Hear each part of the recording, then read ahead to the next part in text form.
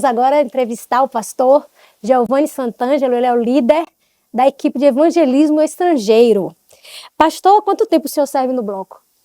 Eu comecei em 2001, logo no início, quando teve realmente foi a primeira chamada, grande chamada da igreja para os membros estarem participando do impacto, né? O primeiro impacto em 2000, ele não teve assim uma grande visibilidade dentro da igreja, porque não houve uma preparação para aquele evento, né?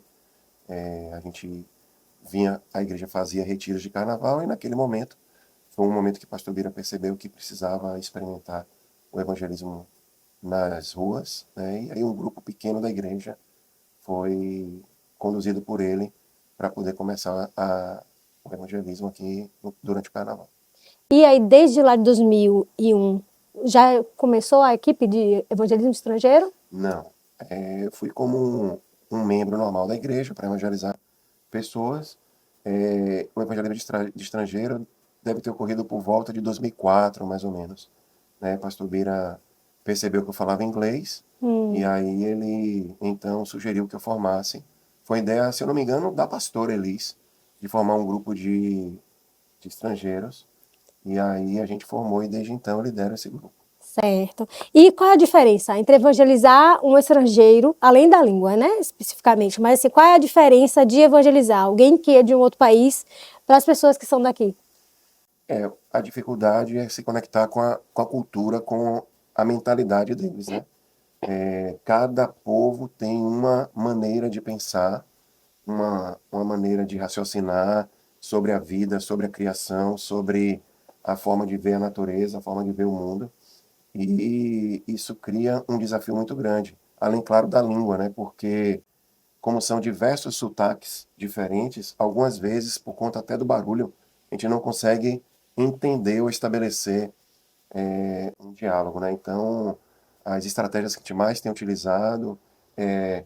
Você já ouviu falar do Bloco Sal da Terra? E aí eles não e ficam curiosos, e então a gente tem a oportunidade de explanar todo o plano de salvação como uma missão do Bloco Sal da Terra. Então eles viram somente ouvintes nessa hora em que a gente dispara, explicando para eles a importância de conhecer a Jesus, de terem Jesus como salvador das vidas dele, de entenderem que Jesus morreu pelos pecados de todos nós e que na cruz Jesus levou os nossos pecados e então através dele nós podemos receber o perdão, ficar livres da culpa do pecado e então ter vida eterna ao lado do Pai, né? E muitas vezes nessa hora a gente convida eles a fazer uma oração, alguns deles entendem e fazem, outros não, eles realmente não têm muito interesse em religião, mas a gente tem desenvolvido ao longo dos anos estratégias para poder alcançá-lo. Certo. Além dessa situação que você falou, né, de conhecer um pouco do universo cultural deles, tem mais algum outro tipo de desafio que evangelizar o estrangeiro, quem tem essa missão, né, de evangelizar, tem que enfrentar? Eles, algum, eu diria assim, antes da pandemia, eles eram muito mais céticos, eles eram muito mais humanistas, né? Pouco eram mais ateus, né? Eu diria assim. Então, a gente tinha uma dificuldade muito grande de se conectar com eles. Eles eram hostis, eles não queriam ouvir a palavra. A gente já fomos cuspidos, já empurraram folhetos em nosso peito, nos empurrando para poder não receber aquele tipo de palavra. E algumas vezes até fomos. Eles perguntaram por que a gente estava fazendo ali naquele lugar, naquele local, e que a gente não deveria estar ali falando a palavra de Deus. Mas depois da pandemia, eu creio que houve uma mudança, né? Dentro desse novo consciente mundial de procura da felicidade, procura do prolongamento da vida, estudiosos têm apontado de que a espiritualidade é algo importante para a felicidade do ser humano. E eles estão enxergando isso como algo que eles precisam se conectar. Então, de uma certa forma, eles deixaram um pouco o ateísmo de lado e eu percebo que eles estão muito mais interessados em ouvirem sobre Deus do que um dia já foi, o que tem trazido muito mais vidas para os pés de Jesus, né? Antigamente a gente passava um impacto de carnaval inteiro sem uma única alma se render a Jesus. Ontem, sexta-feira, começou o impacto ontem, hoje é sábado, já 2 almas já se renderam ao Senhor Jesus. Então, é realmente significativo esse novo momento pós-pandemia que o mundo é, entendeu de que precisa realmente se conectar com Deus. E aí, nesse caso, a igreja tem que aproveitar, né, essa janela de oportunidade para poder chegar mais perto deles, né? Exatamente. É, e quais são as principais nações, assim, ao longo da história, né, da equipe de evangelismo estrangeiro, quais são as principais nações que foram alcançadas? Basicamente, os americanos são bem tranquilos de evangelizar, os ingleses também são muito tranquilos, e até mesmo os canadenses, né? Eu digo isso porque são nações em que o cristianismo, pelo menos, houve um grande período de domínio, né?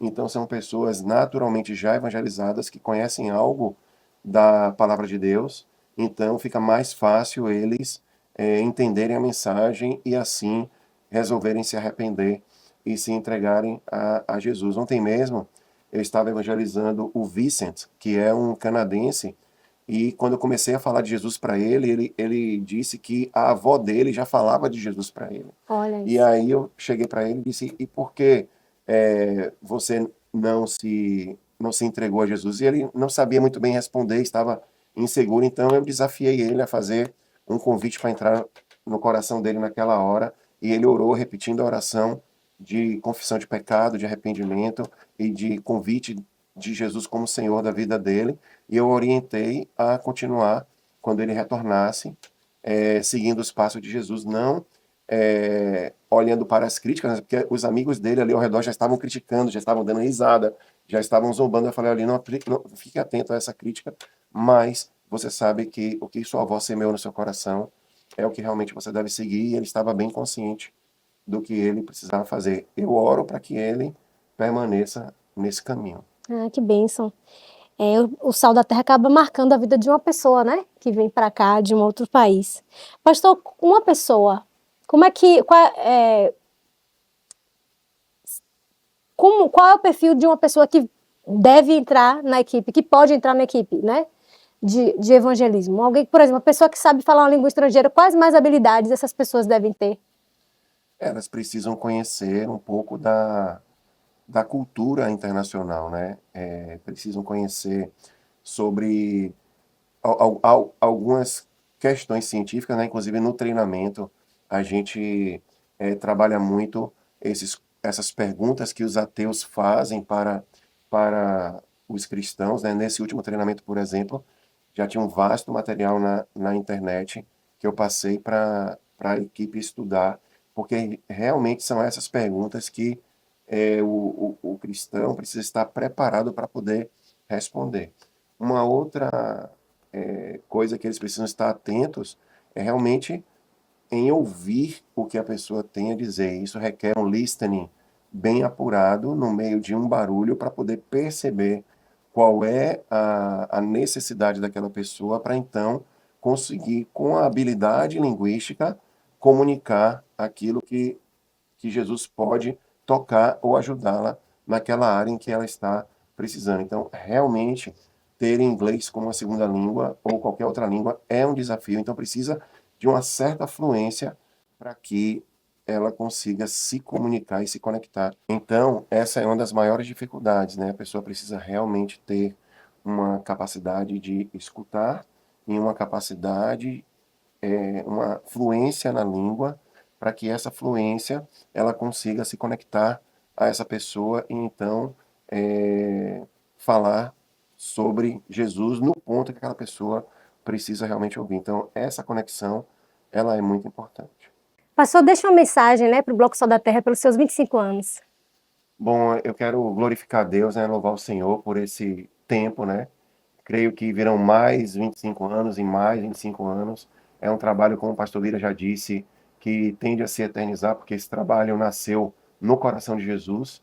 Como equipe de evangelismo de estrangeiros, quero convidar você que fala uma outra língua a estar conosco, porque é uma oportunidade para você alcançar os confins da terra aqui na nossa cidade. Você não vai pagar passagem aérea, hospedagem, você vai ter o privilégio de cumprir o ID por todo mundo na sua localidade. Então é muito importante que você esteja evangelizando conosco. E aos demais irmãos, que você faça parte desse trabalho evangelístico, porque queremos acelerar a vinda de Jesus e você participando desse processo vai fazer com que Jesus esteja cada vez mais próximo de vir. Que Deus abençoe a sua vida e que venham mais 25, 50, 100 anos de evangelismo nesse carnaval. Amém? Que Deus abençoe a todos. Obrigada, pastor Giovanni.